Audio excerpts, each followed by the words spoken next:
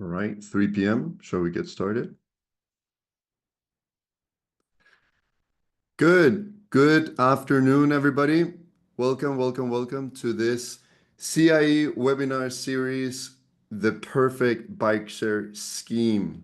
I'm your host of the day, Kristian Brink from Urban Sharing, and I'm also chair of the Bike Share Expert Group of Cycling Industries Europe. We're a group of industry leading companies that come together in order to do advocacy and bring information to mainly the European Union, and thus advocate for cycling friendly policies within the European community, and also a little bit beyond. And in good Cycling Industries Europe fashion, we have carried out a series of webinars spreading the word of bike share to cities everywhere since 2023, and we're super excited today to count on more than 400 registrations for this webinar, which is an absolute record. And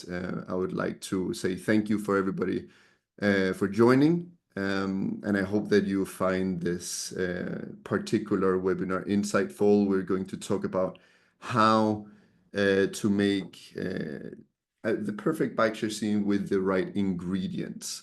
And just a quick word on the things that are coming up from this expert group of bike sharing.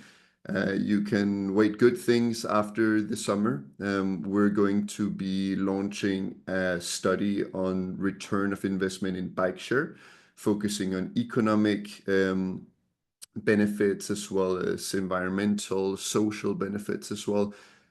You can expect that by September in collaboration with EIT and Ernst & Young. And we're also launching the very expected version 3 of the benchmarking study of bike share cities around Europe. We have already done 2 versions that have been very welcome because they shed a light on not just the classic amount of trips and number of bikes in the city, but actually what kind of impact they have. So stay tuned for those 2 studies coming up in September, hosted by this expert group. And in June, we're also inviting you all for the Velocity session that we will have in Gdansk on the 11th of June. So with that said, I would like to introduce the star panel that we've brought here today for you. Starting out with Caroline Samponaro from Lyft Urban Solutions. We also have Maxim Romain from Dott. We've got Mareike Rauchhaus from nextbike. And we've got Alejandro Martín from Inurba Mobility. So right away, I think we should just leave the floor to our panelists to introduce themselves. This is going to be a slide-free webinar. So this is just going to be us that you will see out there having a conversation about the situation of bike share right now and what we think are the right ingredients to make it even more perfect. So starting out with you, Caroline, if you'd like to introduce yourself, who you are, what perspective you bring, and what you're excited about today. All right, thank you. Hey, everyone. I'm Caroline, and I run external affairs for the Lyft Urban Solutions team. Just by way of background, Lyft Urban Solutions is a part of Lyft, the California, US-based company that founded rideshare. We are a team that is made up of folks that have been operating and running programs in North America for more than a decade. And then obviously the PBSC team, formerly known as, that also have pioneered station-based bike share. So a lot of history in the space. We provide micromobility hardware and software that powers 57 systems across 16 countries, including 15 programs in the EU and the UK. We also operate some of the largest station-based bike share programs in North America, for example, City Bike in New York. And this gives us really valuable insights into how our hardware and software can provide the best outcomes for our partners around the world. To date, we've deployed over 185,000 bikes, 57,000 e-bikes, 13,000 stations, and we have charging stations in 22 cities. So today I'm really excited with this great panel to think about the decade ahead. Many bike share systems have hit their 10-year mark or beyond that at this point, and I think we've seen a ton of innovation in the space over the last 5+ years, and now's the time to think about that long-term sustainability of getting bike share to the next step, scaling its impact, tying it more deeply into larger environmental goals in cities around Europe and the world. So excited to have the conversation. Thanks for having me. Thank you, Carolyn, representative of North America, but you guys are also the suppliers of some of the major European systems here with Barcelona, London, Madrid, a few. Good, thank you, Carolyn. Over to Maxim from Dott. How are you today? What are you excited to explore? Hi, everyone.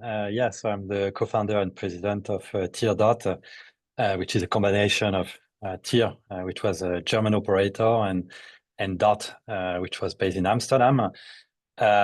We are a company specialized in shared micromobility, and we offer today about 250,000 shared e-scooters and e-bike across Europe in about 400 cities. So, most of the European cities today, we are offering our service. We aim to help cities reduce pollution and also make transportation overall more enjoyable. And we pride ourselves to be a responsible operator, so working closely in close collaboration with cities. We are very focused also on environmental impact. So, for instance, we refurbish all our vehicles every 3 or 4 years in our refurbishing facilities in Poland. We are also focused on social impact. So we employing about 2,000 mechanics and street operators across the cities in Europe. And personally, why I'm excited, I've not had a car for the last 15 years. I'm very passionate about bikes. I know that, as Dott and other shared micromobility operators, when we started, we created, I would say, quite some waves, but also a lot of rides. So just for Dott, actually, we generated more than 400 million rides across Europe, which definitely had some impact in, driving this shift towards more green mobility. And what I'm interested is really talking together very genuinely about, how we can better integrate shared micromobility operators in the cities and make it a long-term thing. Fantastic. Thank you, Maxim. It's also great to have a little more of a mixed fleet. You're bringing here scooters as well into the micromobility fleet that is normally here. We only talk about bike share. So good to have you. Different business models as well. And from there, we go over to Mareike from Nextbike. How are you today, Mareike? I'm fine. I already told you it's 18 degrees, so it's fine for me to live in Germany. Couldn't be better. What else could you ask for? So my name is Mareike. I'm a director of comms and public policy at Nextbike, which is the market leader in bike sharing in Europe.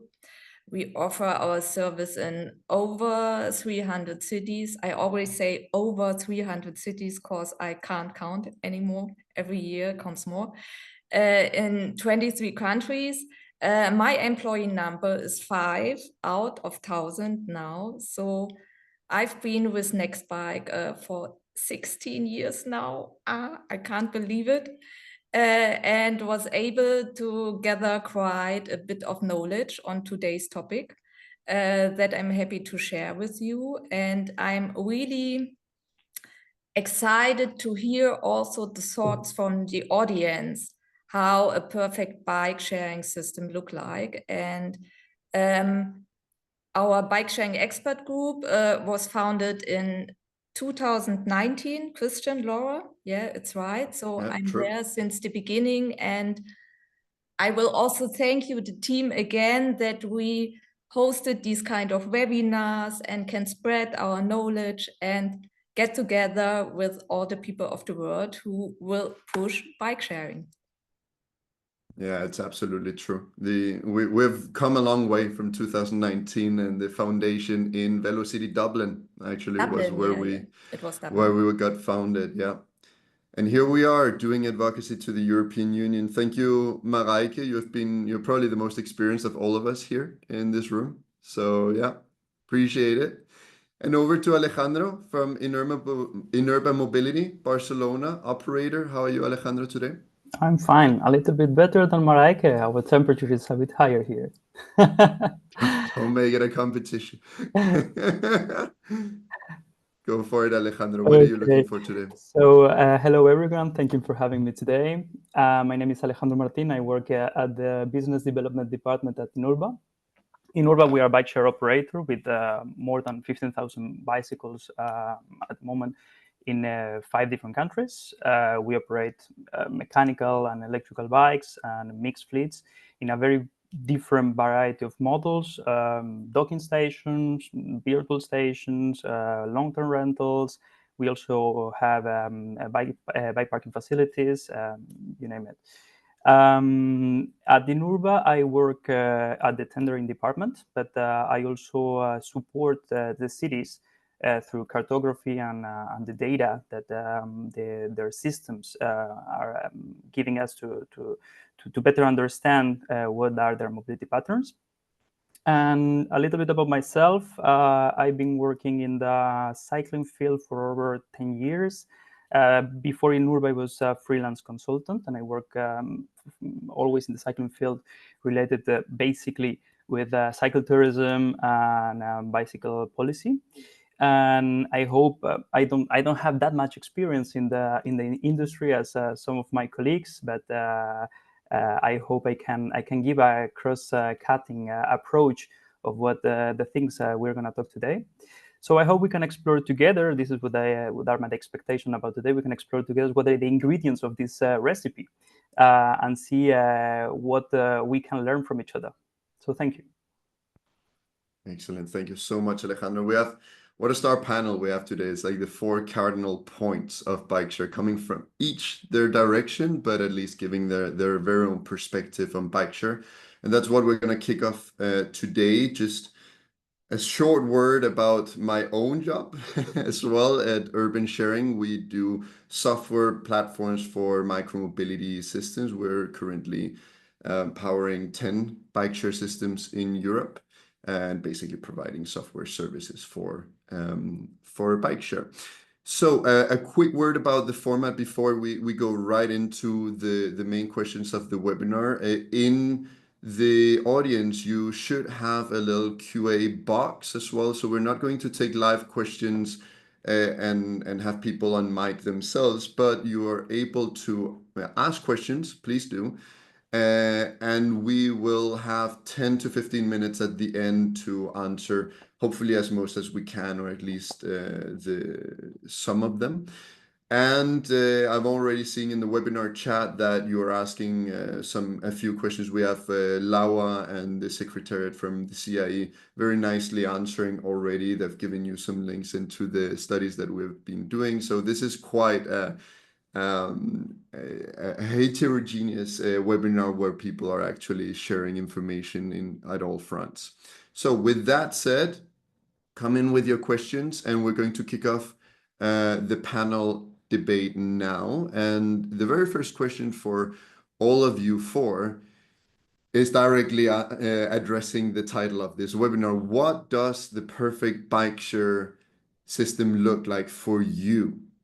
So yeah, you guys take it away. Perhaps Carolyn, if you want to start, then the rest of you follow freely. Yeah, I mean, I think it builds on, much of what we're seeing today. I think it's a program that's ubiquitous, that is as easy to use if you're a resident as if you're a visitor. It's a program that's meeting the needs of, everyday people just trying to get around the city, and, integrated into transit so that people can combine transit and biking in a way that makes it convenient and flexible. And I think there has been a trend over the last, I'd say like 7 or so years, where think some voices have said to cities, you know, you can have this service, it won't cost you any money, it doesn't need to take any space. And I think ultimately, to me and to, you know, the Lyft team, taking that physical space in cities is part of what makes a system great. It makes it permanent, it makes it reliable and dependable. And it means we can really invest in it from a public sector perspective, from a private sector perspective, bringing all of our talents to bear to make sure that it's a system that delivers like a transit system to residents and visitors. So yeah. Excellent. Maybe I can take on. So yeah, I think at the heart for a bike share system and making it a success, I think it's about first what's the value for people. And I think the real value for people that they get is a way of transportation that is quicker to get around and also joyful. So people, you know, enjoy riding a bike or a scooter or a cargo bike. So the question then becomes, okay, how do you offer that in a city? And I think there are probably 2 or 3 core dimensions that you need to get right. So the first one is it needs to be always available where and when people need it. And second, it needs to be price affordable. People can really afford using it on a daily basis.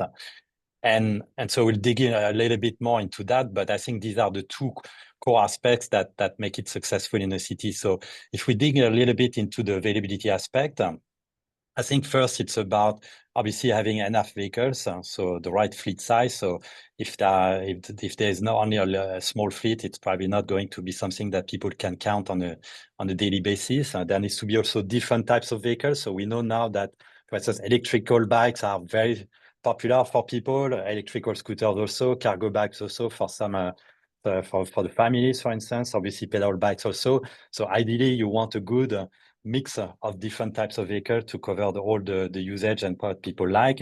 You need also regional coverage, so it should not be focused only on the city center, but really thinking about it in a metropolis way so that suburbs and city centers can be well linked, and it needs to be, as Karin mentioned, also well integrated into the public transit system. So that's for availability. And for affordability, well, it needs to be price affordable. So what can make it?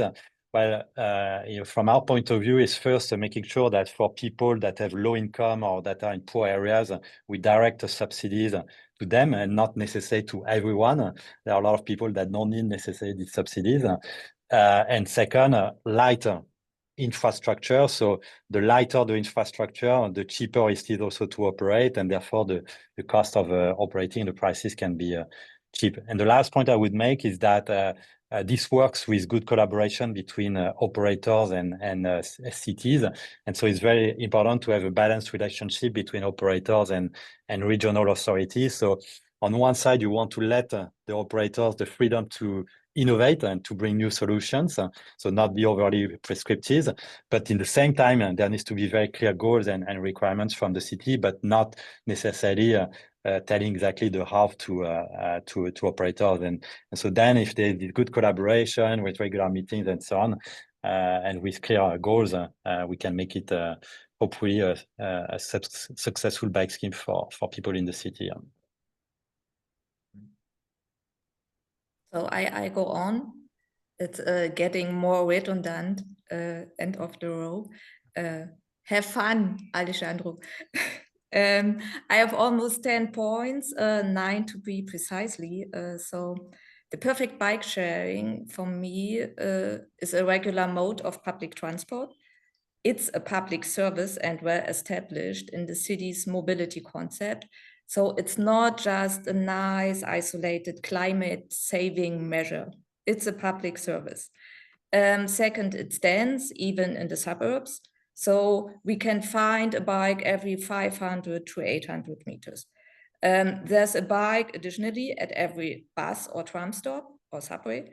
You can rent a bike via the public transport app or the public transport card. It's included in your public transport ticket, so you get all services by one. It's multimodal, so we have push bikes, e-bikes, cargo bikes, maybe 10% of the fleet with child seats, 5% special bikes, tricycles, and especially for me, we have 1% tandems, just for fun. It's hybrid. So we have flex zones combined with stations. It's convenient.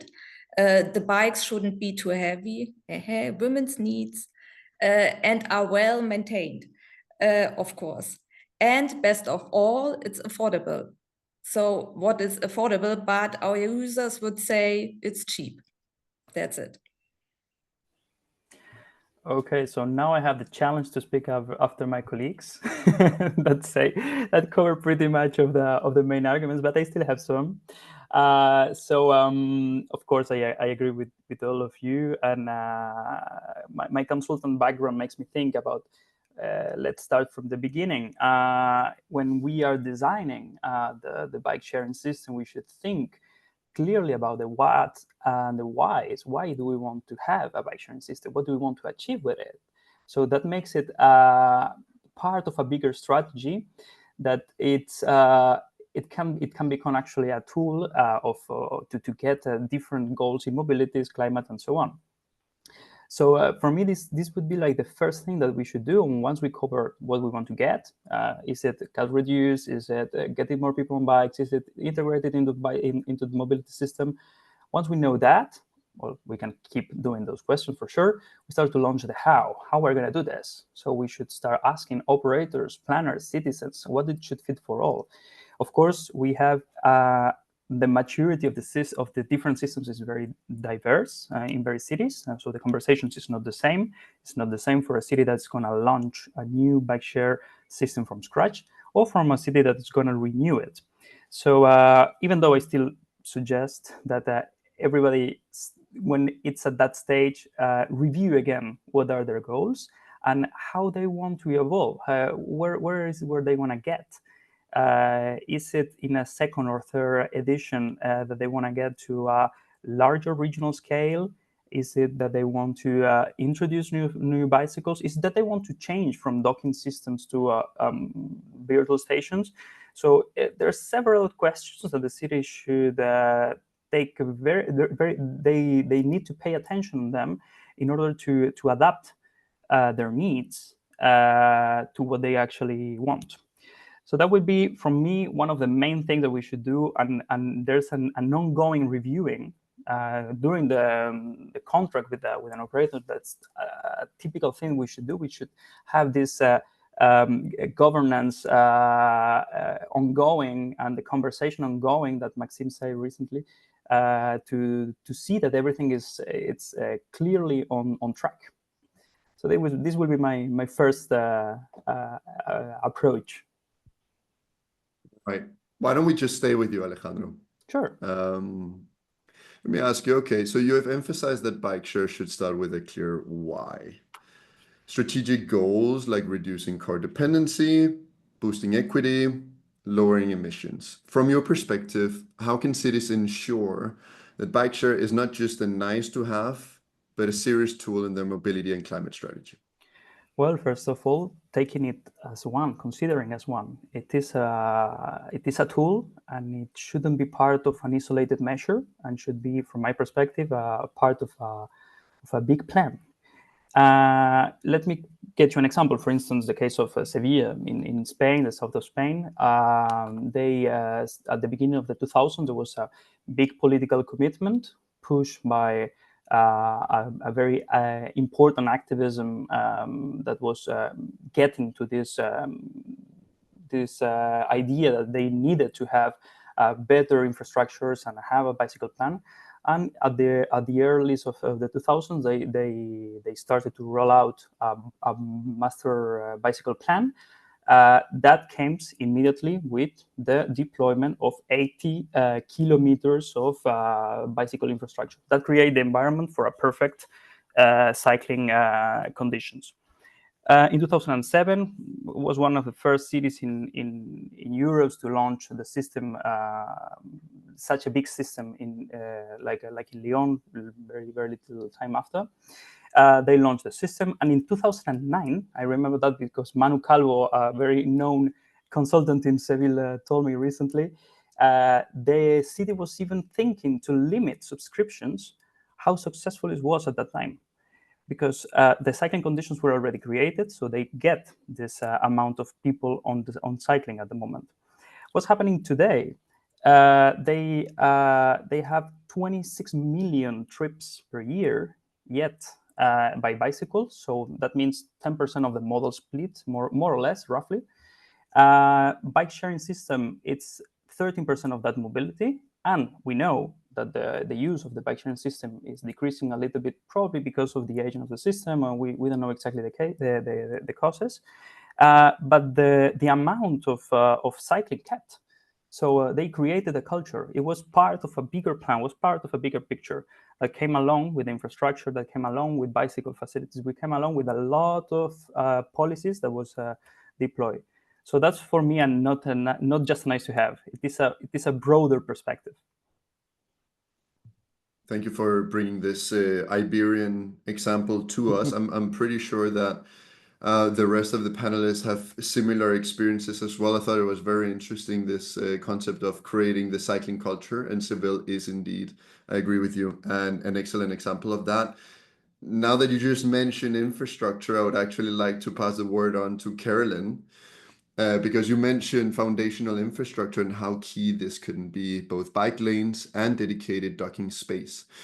So how is it key to making micromobility systems truly work? And in your view, what should cities be doing differently to support docked systems and build long-term success into the bike share programs?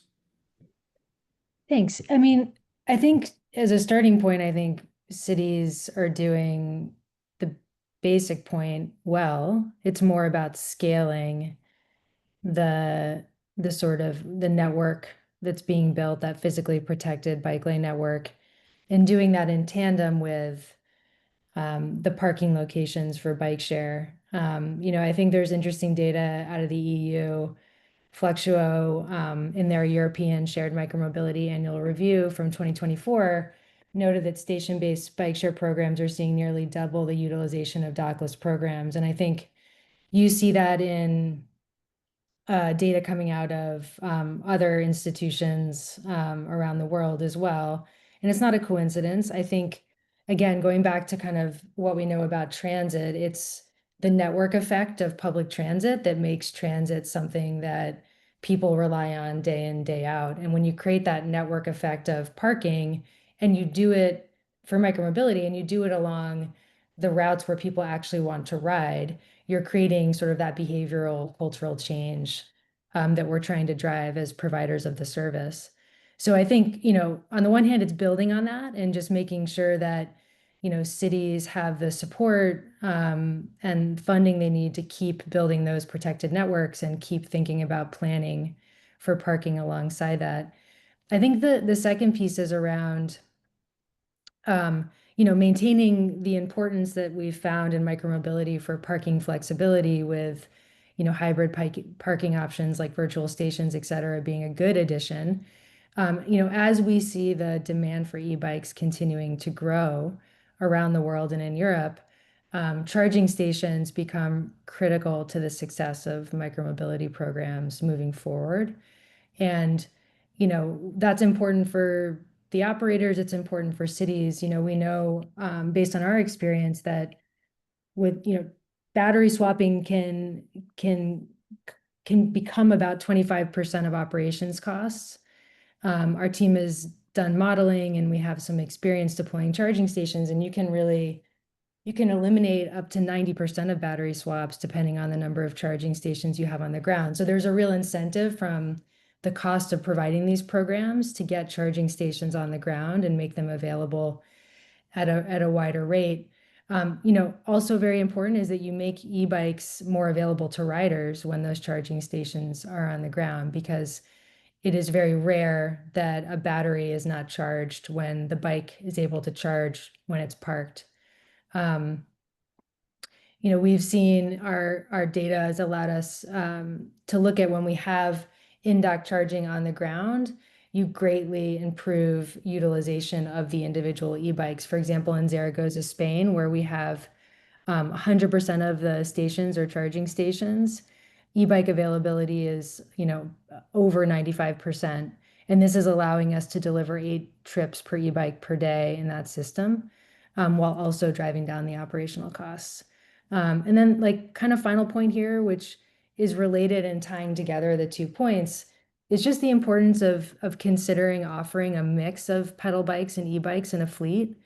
I think as cities are thinking about how they generate revenue to expand programs, keeping membership costs very low, providing that all you can eat membership model for members, e-bikes present an interesting opportunity. You can charge a very small per minute fee, even for members, to ride e-bikes, because you always have a pedal bike available at no cost.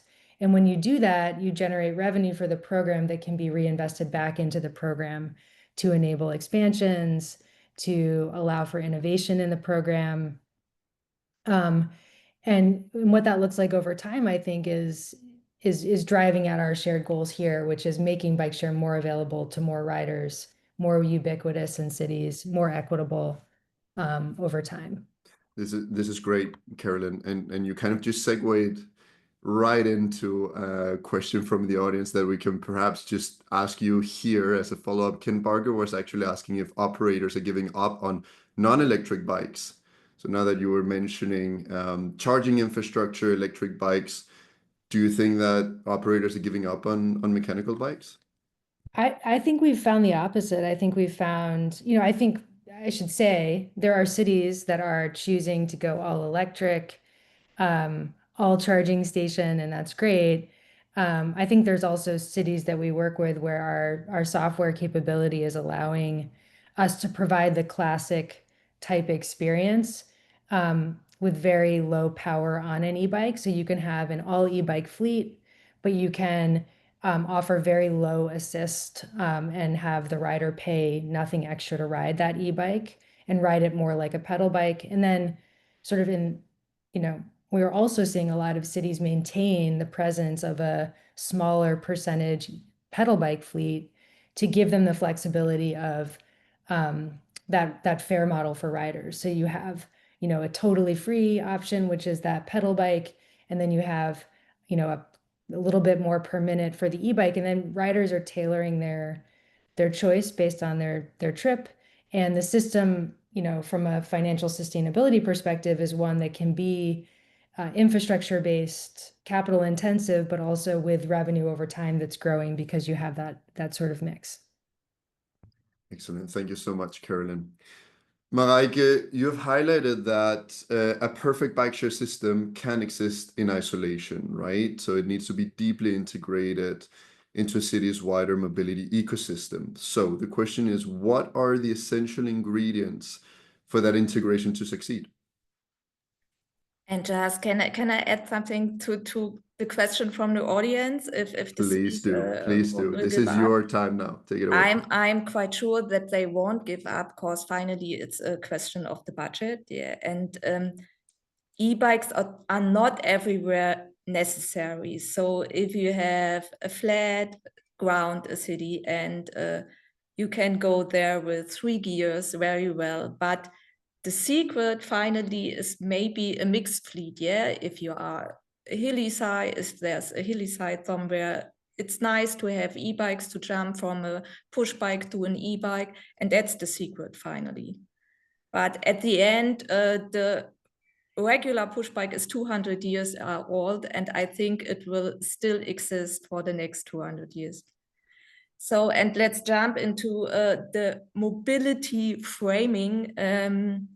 So let's do kind of a mediation now. I have a picture for you, and close your eyes and imagine if public transportation were a tree, buses, trams, and subways would be the solid trunk, and micromobility, car sharing, ride sharing, close your eyes, Caroline, I see you there, would be the flexible branches and leaves who are moving. Because now you can open your eyes, Kristian. Because bike sharing complements flexibly mass transportation during peak and off-peak hours, as well as beyond the regular routes. It's a solution for parking or carriage issues for the private bikes. And last but not least, we have the fun.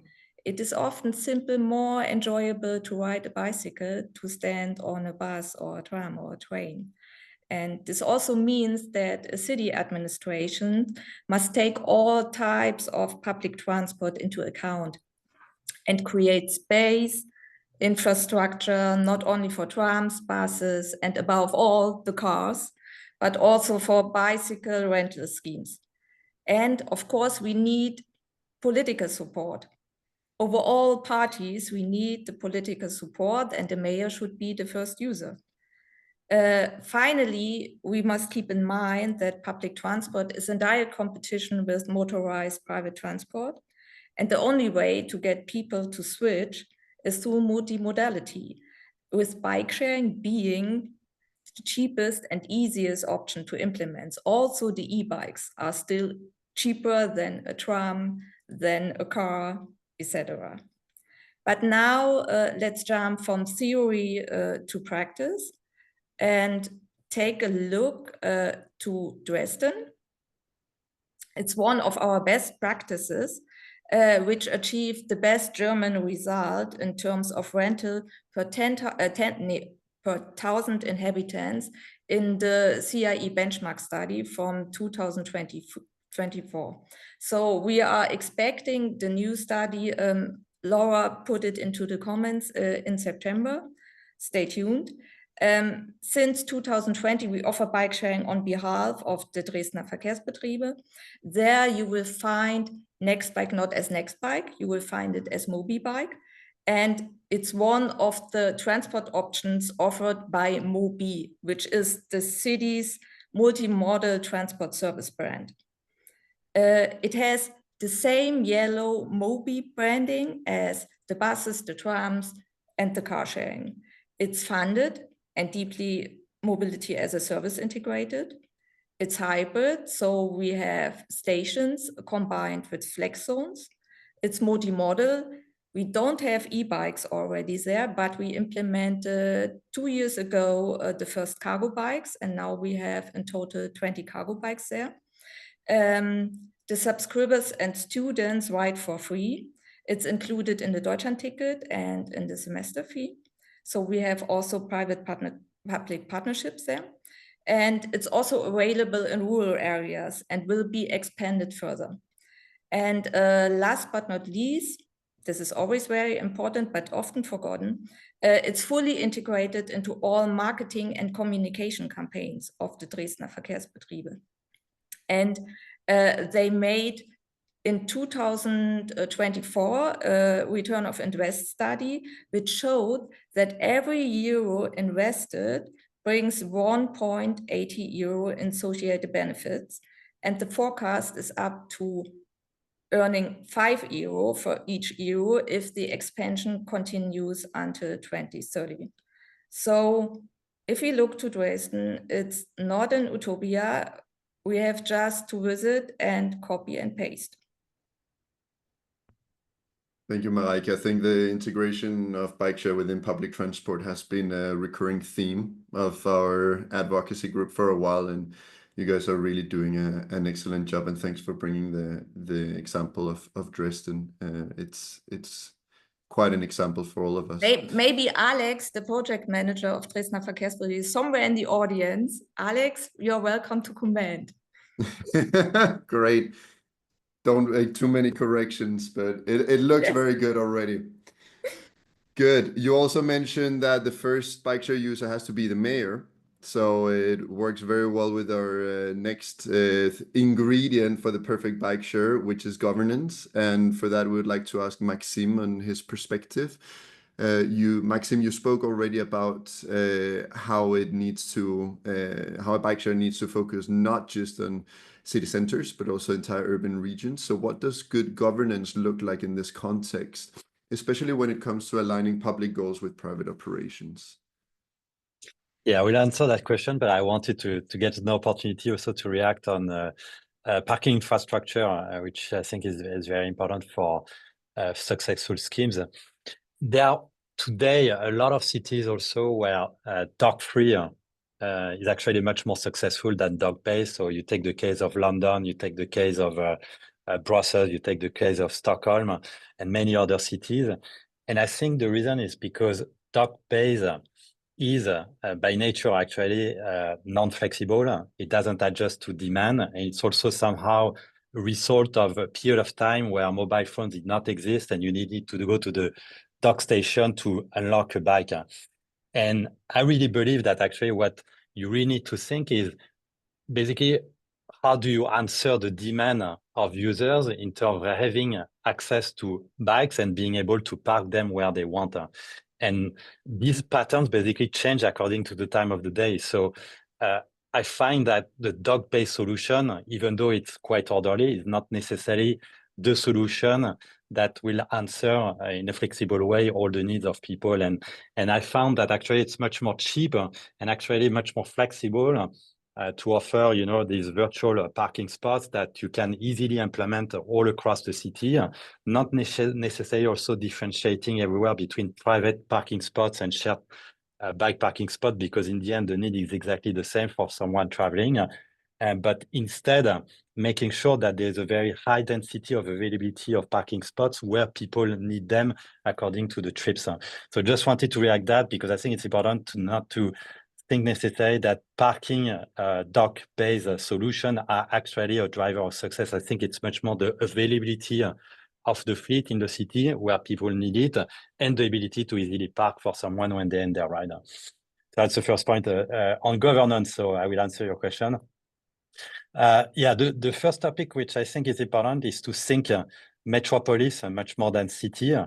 So if you take a city like Grenoble, they decided to do a scheme across the 27 cities of the metropolis. It's amazing. It's a success. People can really travel anywhere with the shared micromobility service where they want.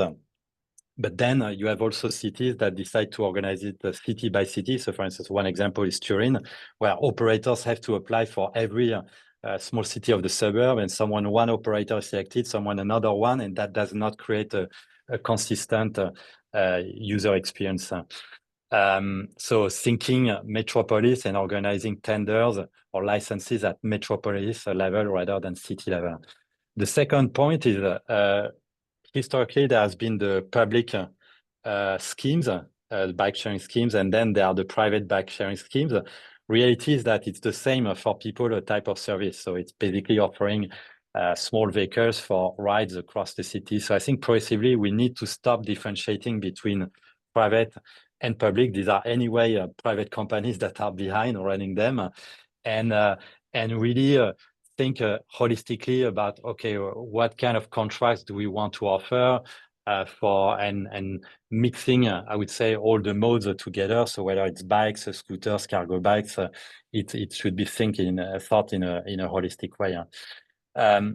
The third point is that I believe that governance should be really focused on results, be results or output based. So for instance, the aim to increase rides, to increase the mode shift out of cars or in combination with public transport, increasing safety, maybe increasing order on the streets. And so the governance should be really based on these outputs or common goals together with the operators rather than the how to achieve this.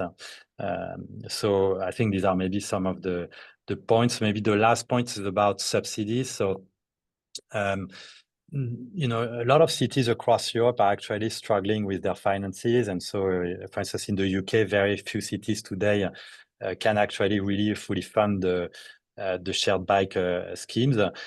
I think we have to be much more smart about how we allocate subsidies. And for me, it should be much more about encouraging people with low income. So targeting these subsidies to them or poor areas which are underserved in terms of public transport than necessarily wanting to extend the subsidies to across the board for anybody using the service. That is a lot of interesting topics you just spoke about in 2 minutes, Maxim. You actually, there's one question from the audience that you were kind of touching upon directly that came from Laurent Marcaille, who was talking about if the business model of bike sharing is moving into a merger of subsidized public bike share, tender-based versus private, or if they're still going to be separate, and maybe you can answer that directly. Yeah, I understand from your answer before that perhaps you're more in the merging camp. For me, yeah, it should merge. I mean, in the end, all the operators here, we are offering bikes or scooters or whatever for short-term lease, right? So I don't think there should be a major difference between, public, private. The question again is much more, how do we direct the funding to people that, if we don't subsidize these rides, would not basically use the service. And because reality is that, and we see it in multiple cities, there are a lot of people that even without funding or subsidies are ready to pay for the value of the service, which is just a very quick way to move across the city, and also I would say a joyful one. Yeah. I would like to give the opportunity to the rest of the panel to react if you have anything you would like to comment. Can I would go Yeah, on, Mareike, as always. please. Maxim, I totally agree with you that availability is the most important thing, and also the flexibility. But to be honest, concerning vandalism, stations are the best measure to avoid vandalism. So I'm still thinking that just an only flexible scheme suffers more from vandalism than a mixed or a station-based.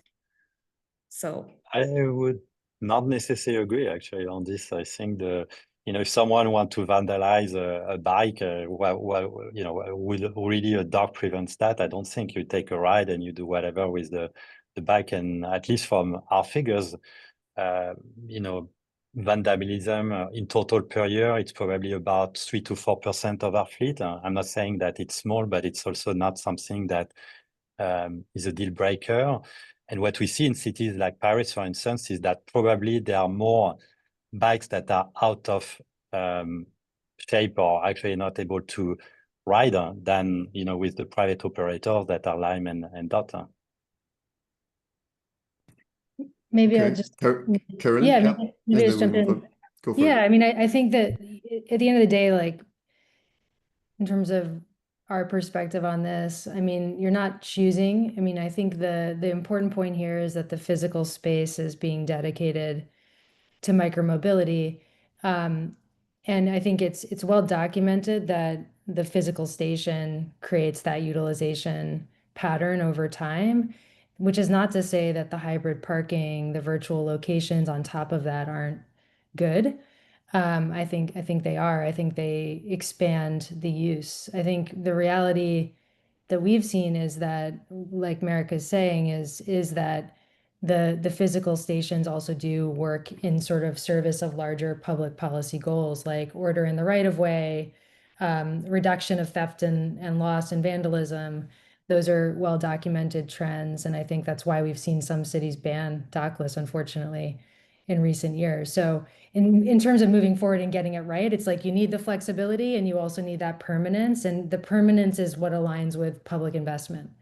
A system that is transient and goes away is not a system that I think warrants public investment. But when we combine it all, that public investment can build upon itself and create that long-term value proposition for riders and cities. I also think there's different perspectives, and we love a good debate. But I want to just add another topic because we're running short on time. There was one good question as well from the audience that from Andrea Angel that specifically talks about what happens when bikes get to their end of life. So Carolyn, you mentioned that many European systems are getting to 10 years and so on. So if we want to be the sustainable a good student of mobility in bike share, how are we dealing with end-of-life bikes in this industry?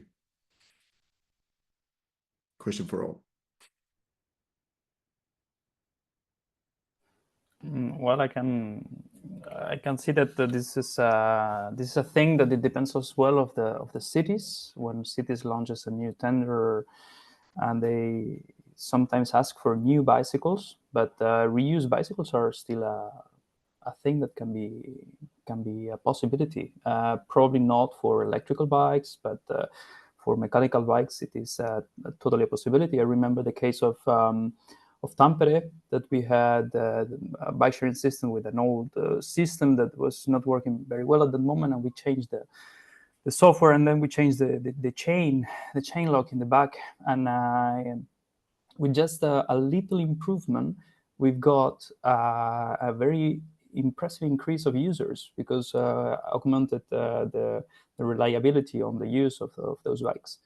So sometimes cities also need to think about these things and put in the first place that a part of the fleet can be perfectly used, and can be perfectly used for other purposes, like long-term rentals or other different service schemes. That's from my perspective. Thank you, Alejandro. No, Caroline, Maxim, Mareike, what do you guys do when you reach end-of-life bikes? Maybe I can answer. So the first thing is on our side is, as I mentioned at the beginning, is that we have refurbishing facilities. So after a period of years, we send all our e-scooters or e-bike to a refurbishing facility in Poland. And we disassemble them, every piece. We repaint them.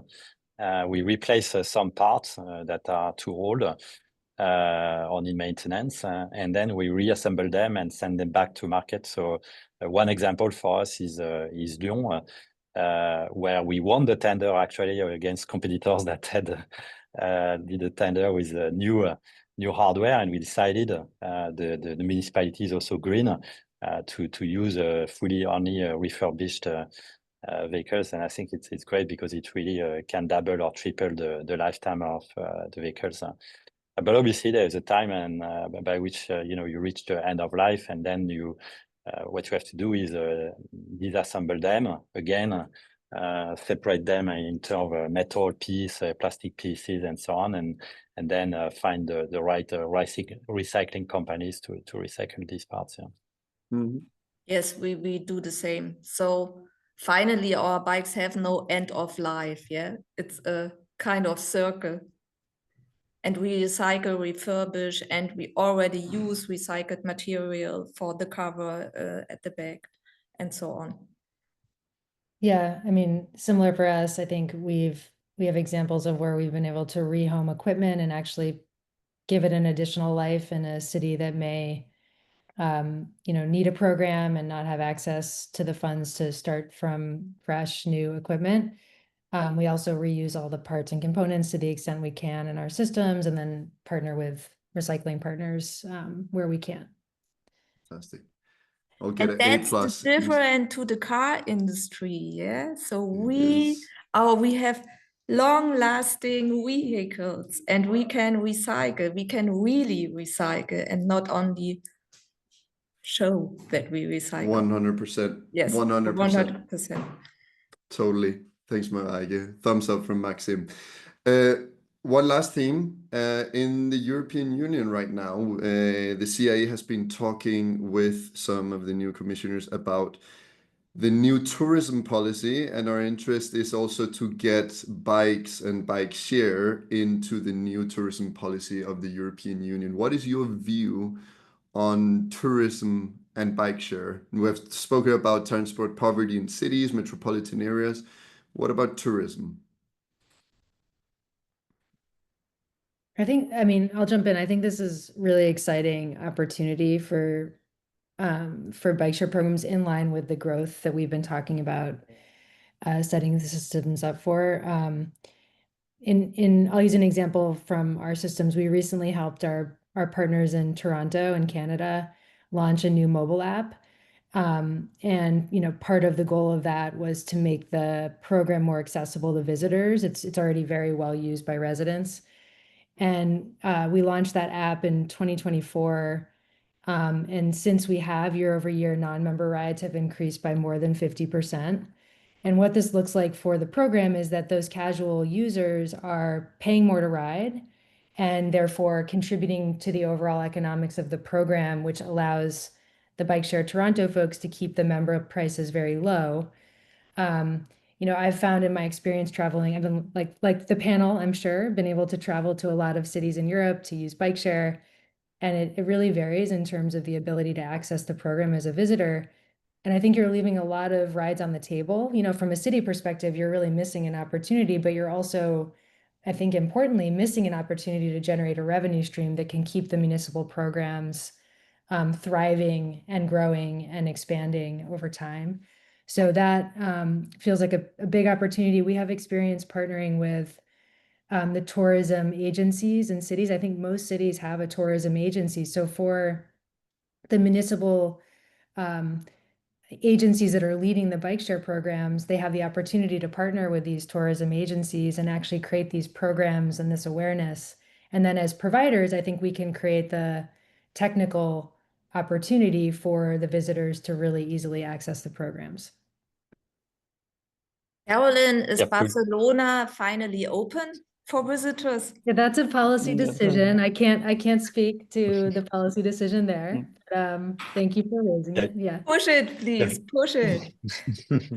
Yeah, I fully agree with Caroline. I think it's definitely a great opportunity also to increase revenues for cities. And second, I think the key is to make it available for tourists or visitors on apps that are easily accessible for them. And in a number of cities, it's just very hard actually to register on the service and to be able to use it.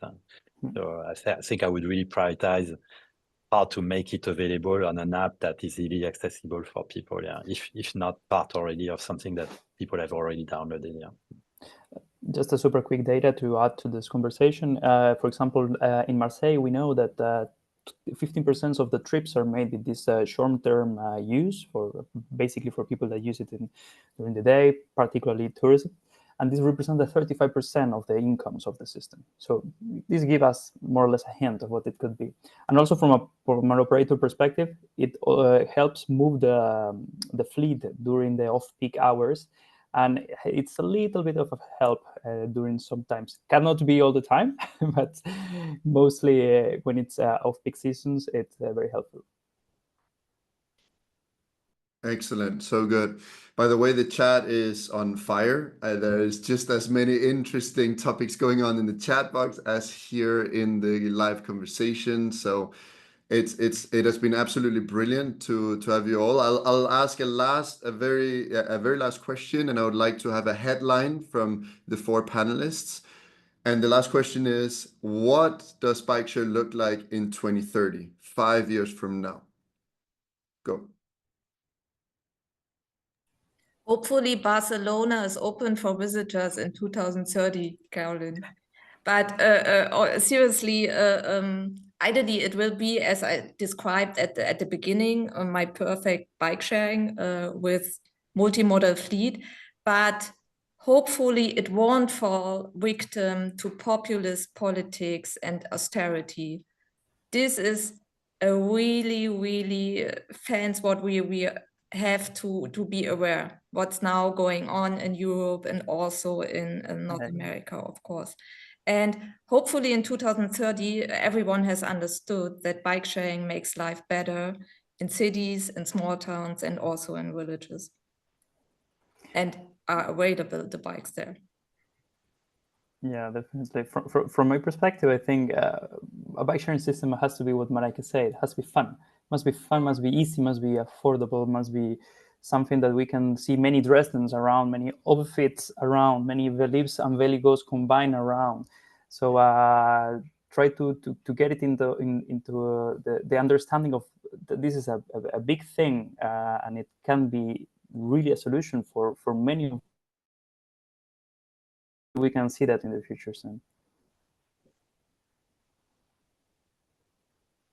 Yeah, those are great, great points. I think as a younger bike advocate, before I worked with the Lyft Urban Solutions team, I used to go out and do bike counts on busy streets to try and convince the city to build a bike lane to prove that, there are more people biking here than there are driving here. Why isn't there a place for them to ride?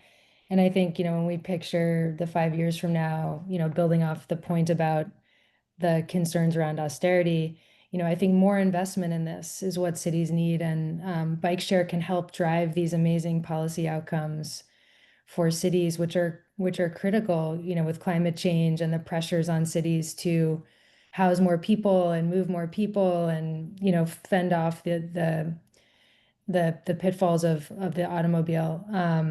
So yeah, I'm picturing streets where bike share is allowing for a majority of trips to be by bike on all major streets, for parking to be happening at all major intersections and on neighborhood streets, because we have flexible equipment that allows us to do that. And that seamless connection with transit, just building off that. I know everyone has said that, but I think that behavior, making that behavior easy for people is really what is the difference between choosing a bike and not choosing a bike. And I think we'll continue to see the introduction of cargo opportunities, really meeting people where they are in terms of needing to move objects as well as themselves when they're taking bike share. And we're starting to see that now, but I'm sure we'll see more of that over time. Yeah, on my side, maybe the way I see it, I think shared bikes are really the quickest and most joyful way to move in cities. And I think a lot of people are starting to see that. We see big transformations happening in Paris, in London, many other cities. And so if I think about 2030, I really think that shared bikes or bikes in general will become the main way of moving inside the cities or the metropolis for short to mid-distance trips. Very complementary with the historical public transport. And so these services will be available across the whole metropolis. They will be multimodal with different types of vehicles available, cargo bikes, e-bikes, bikes, scooters. It will be very flexible in terms of parking. So yes, there will be a hard parking infrastructure, especially in high traffic areas with maybe docks or charging stations, but there will be also the possibility to park a little bit everywhere with virtual parking spots, and it will be hopefully perfectly integrated in public transport apps and in terms of infrastructure. So that's how I see it, but I see really a great future. Yeah. Fantastic. Thank you all for your boldness and for your visions on 2030. This is the end, unfortunately. That's all we were able to do today. But if you want to have more of these conversations, we invite you all to our workshop in the scope of the Velocity Conference in Gdansk 2025. It's running from the 10th of June to the 13th of June, and we're having our workshop at 4 p.m. on the 11th of June, which is a Wednesday, from 4 p.m. to 5:30. So we have 90 minutes, and we're going to have 10 roundtables, and everybody is invited to join and talk more about the perfect bike share scheme as we did today, but everybody together in one big room. So thanks a lot. See you in Gdansk and talk to you soon. Bye, everyone. Bye. Bye.